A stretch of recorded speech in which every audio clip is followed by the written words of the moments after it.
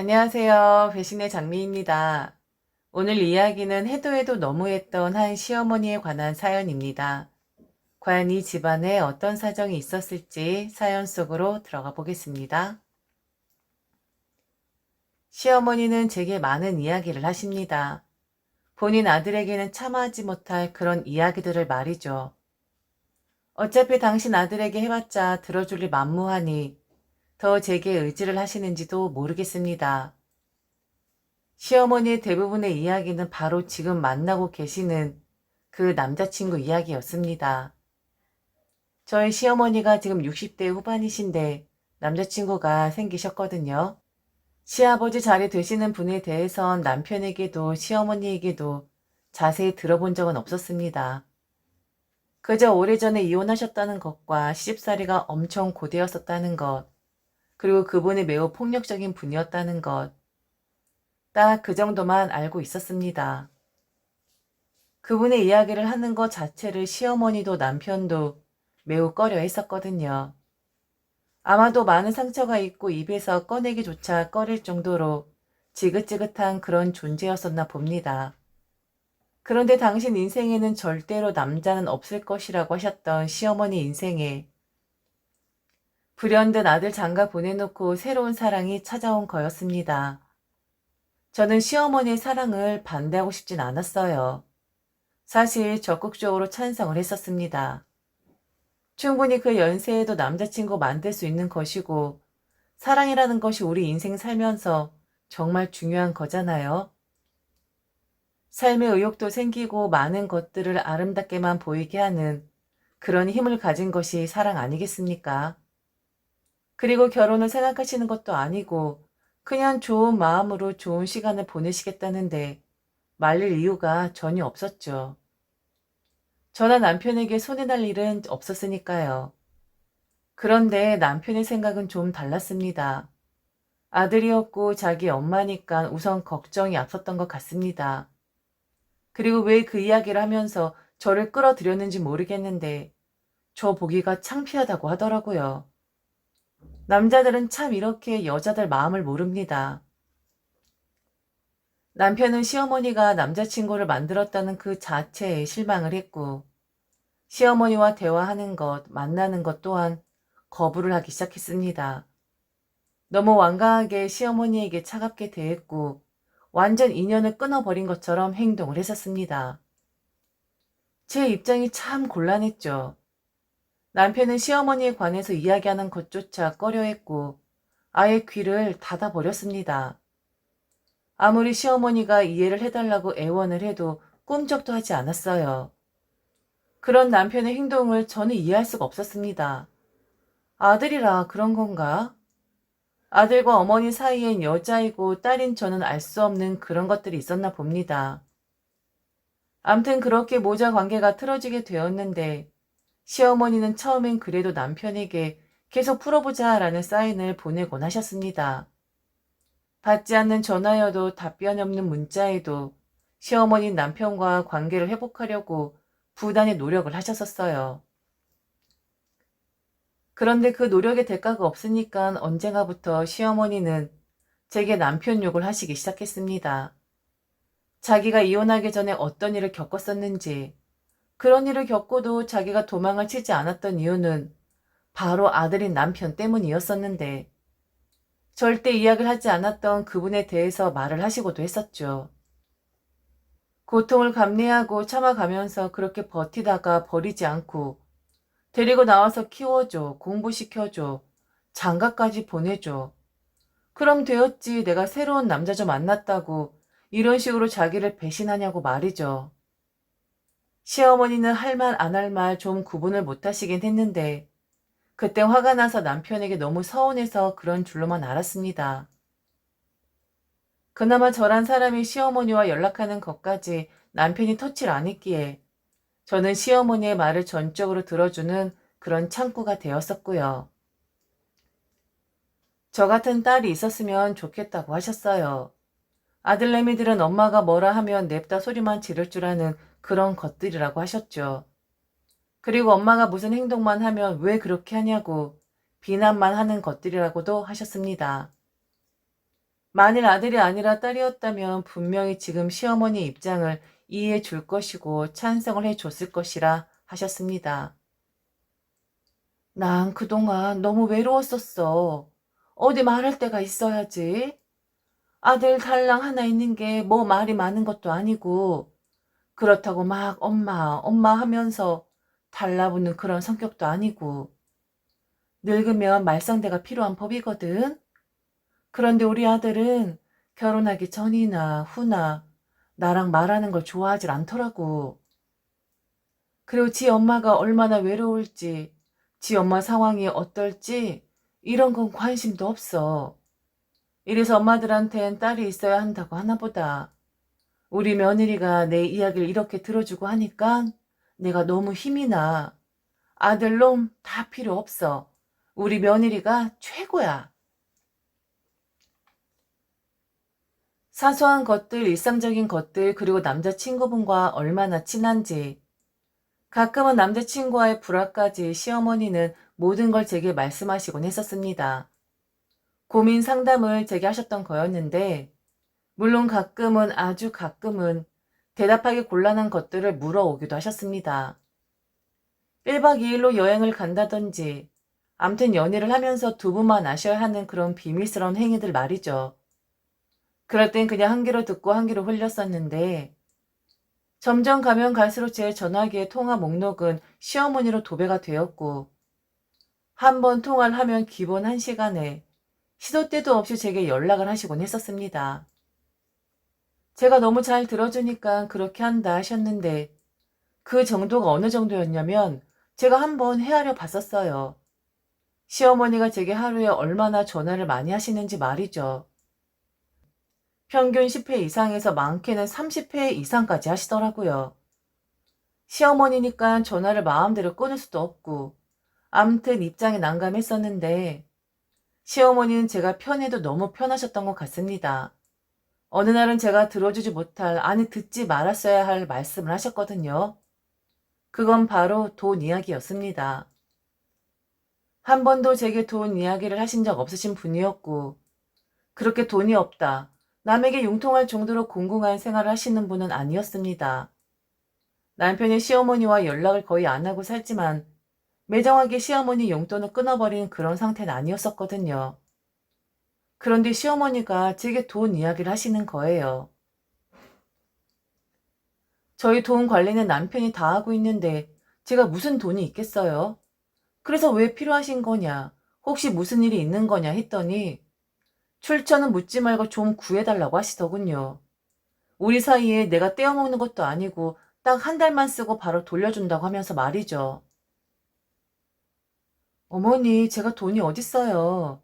저희 돈은 다 그 사람이 관리하는데 그 사람 몰래 어머니한테 돈 빌려드릴 형편 안 돼요. 다 아시면서. 그리고 한 번도 돈 이야기를 하신 적이 없으신 분인데 갑자기 그러시니까 제가 좀 당황스럽네요. 혹시 무슨 일 있으신 건 아니죠? 자세히 묻지 말고 그냥 그럼 대출 받아. 요즘 다 핸드폰으로 대출 받잖아. 그리고 너는 왜 멍청하게 네 남편한테 돈을 다 주니? 너도 좀 꼼치는 게 있어야지. 비상금도 없어? 그 나이 먹고? 암튼 대출 받아서 잠깐만 빌려줘. 그리고 대출 같은 것도 받아야지만 신용도도 올라가고 하는 거야. 무조건 대출이 안 좋은 건 아니다. 잘 빌려서 잘 갚으면 그게 다 좋게 작용을 하는 법이거든. 그리고 알지? 절대적으로 그놈한텐 비밀인 거? 출처가 궁금했습니다. 남편의 기우처럼 혹시 무슨 일이 일어난 건 아닌가 싶었거든요. 그런데 시어머니는 다른 건 그렇게 제게 잘도 이야기를 했으면서 하물며 은밀하게 지켜줘야 할 개인적인 것들도 다 이야기를 하셨으면서 유독 돈의 출처에 관해서만 입을 꾹 다무시는 겁니다. 걱정도 되었기에 저는 강하게 이야기를 할 수밖에 없었어요. 그동안 어머니가 하신 말씀들을 제가 남편에게 한 번도 전한 적이 없지만 오늘 돈 이야기 하신 부분은 출처를 확실하게 밝혀주지 않는다면 남편에게 전할 수밖에 없다고 말이죠. 그런데 정말 한순간이었습니다. 저는 정말 시어머니 걱정돼서 말씀드린 거였거든요. 그리고 제가 무슨 협박을 한 것도 아니고 충분히 말씀드릴 수 있는 부분 아닌가요? 아니, 그 누가 출처를 모르고 돈을 빌려준답니까? 부모 자식 간의 차용증을 쓰는 마당에 묻지도 따지지도 말고 딱 내놓으라뇨. 그동안 그렇게 사이 좋았었는데 돈을 융통해달라는 시어머니에게 그 출처 한번 물어봤다고 한순간에 저는 몰지각하고 버르장머리 없는 며느리가 되었습니다. 정말 한순간이었어요. 시어머니는 제게 버럭 화를 내셨거든요. 얘, 너 정말 왜 그래? 아니, 내가 그동안 너한테 이것저것 고민 상담도 좀 많이 하고 개인적인 거 많이 물어봤다고. 내가 네 친구라도 되는 줄 아니? 내가 말하기 싫다 하면 그런 줄 알아야 하는 거 아니야? 어디 감히 자꾸 꼬치꼬치 캐무는 거야? 그동안 내가 너무 격없이 대해주긴 했구나. 그러니까 네가 나한테 이렇게 개기지. 아들한테 얘기하겠다고? 너 지금 나 협박하냐? 감히 며느리가 시어머니 협박하냐고. 돈 안 빌려줄 거야? 그것만 말해. 빌려줄 거야, 안 빌려줄 거야. 뭐 했을진 이야기하고 싶지 않으니까 딱 해줄 수 있는지 없는지 그것만 이야기하라고. 더 이상 묻지 말고. 시어머니야말로 막무가내였고 그동안 저를 너무 격없이 대하신 것 같았어요. 제가 시어머니에게 돈을 빌린 것도 아니고 더불어 빚진 것도 전혀 없는데 마치 가져간 돈을 내놓으라는 식으로 큰 소리를 치셨으니까요. 또한 그동안 너 같은 며느리여서 다행이다. 아들놈은 지 엄마 사정 하나도 헤아리지 못하는데 너 같은 며느리가 있어서 그래도 든든하다. 네가 최고다. 우리는 다른 사람들처럼 일반적인 며느리, 시어머니 사이가 아니라 딸과 엄마의 사이이다. 권위적인 모습 같은 거 절대 없을 테니 나를 편하게 대해줘라. 할 땐 언제고. 지금에 와서 시어머니 며느리 이야기를 하다뇨. 그저 저는 들어준 것이고 남편이 지금은 시어머니와 사이가 틀어져 있지만 어찌 자식이 부모를 버리겠습니까? 언제든 다시 시어머니에게 마음을 열 수 있으니 그 상황을 대비해서 시어머니 기분 맞춰 드린 것밖에 없습니다. 그런데 저렇게 소리를 지르고 대출을 받아야 신용도가 올라간다느니 멍청하다느니 이런 말을 내뱉는데 저야말로 시어머니한테 온갖 정내미가 다 떨어지더라고요. 그렇게 아들 욕하고 며느리가 최고로 하셨던 분이 돈 앞에선 저를 무슨 파렴치한으로 몰았으니까요. 그리고 돈 맡겨둔 것도 아니면서 큰 소리 뻥뻥 쳐가면서 줄 거냐 안 줄 거냐 그것만 대답을 하라뇨. 어머니야말로 제게 너무 격없이 구시는 거 아니에요? 남편한테 당연히 이야기를 해야 하는 거 아니겠어요? 전 지금 어머니가 이렇게 흥분을 하시고 저를 비난하는 이유를 모르겠어요. 개긴다뇨. 어머니, 지금 그 말이 며느리한테 가당키나 한 말입니까? 그리고 출처를 말씀해 주셔야죠. 그래야 구할 수 있으면 구해보던지 하죠. 무턱대고 소리치시면서 돈을 달라고만 하시면 어쩝니까? 그리고 돈 앞에선 이렇게 며느리 시어머니 사이가 무너지는 건가 봐요. 이야기 잘 들어드리고 했었는데 아드님은 어머니 상황 이해 못했어도 저는 해드렸는데 저한테는 그렇게 큰 소리 칠 정도로 화가 나세요? 아드님한테는 아무 말도 못하면서 돈 출처 물어보는 게 그렇게 화가 나세요? 유치하게 말싸움이 시작되었어요.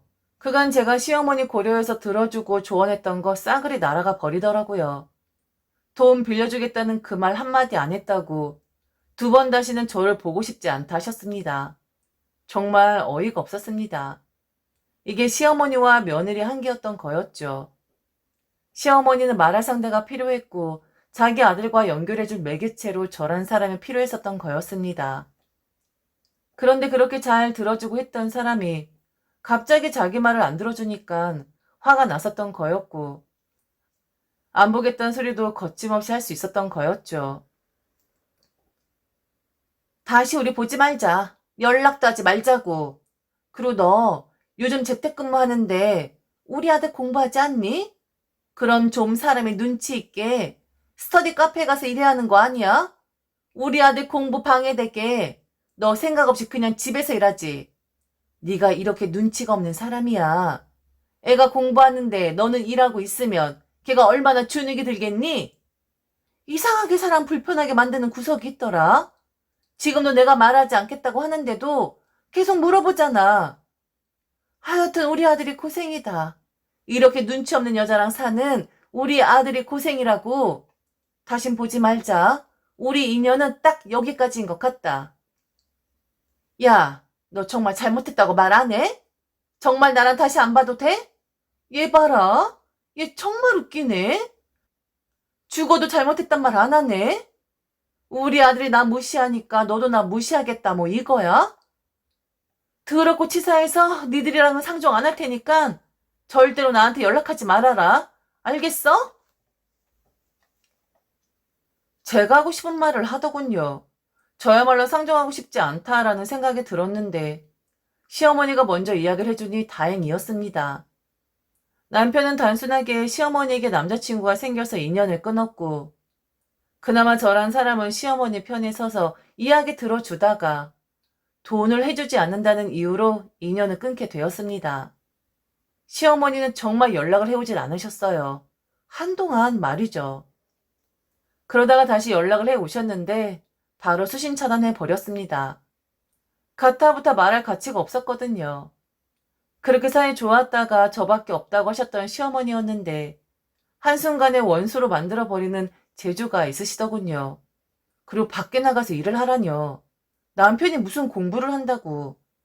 알지도 못하면서 무슨 맨 책상에만 앉아있으면 공부한다고 생각을 하시나 본데 절대 공부하는 거 아니거든요. 결국 마지막엔 당신 아들 생각하는 그런 어머니로 변하시는데 정말 시자 들어가는 사람들은 잘해줄 필요도 없고 배려해줄 필요도 없는 사람들인 것 같습니다. 만일 남편과 사이가 좋은 상태에서 저런 일이 있었다면 충분히 저와 남편의 사이를 이간질했을 것이 분명합니다. 그러고도 남을 분이라는 걸 전 이번에 알았거든요. 시어머니가 돈이 왜 필요한 건지 알 수는 없었지만 그 돈으로 인해 저는 시어머니의 진심을 알게 되었네요. 며느리란 사람은 만만하니까 쓰임새 있을 땐 쓰다가 필요 없거나 자기 비위에 거슬리면 가차없이 버려지는 그런 사람이라는 것을 말이죠. 전화 안 받으니 저도 속 시원합니다. 그리고 남편하고 언제 화해하나 귀에만 엿보고 있었는데 그런 짓 안 해서 너무 편하네요. 아, 유치한 여자들의 싸움인 것 같아서 기분이 찝찝하긴 합니다. 지금까지 들어주셔서 진심으로 감사합니다. 이상 배신의 장미였습니다.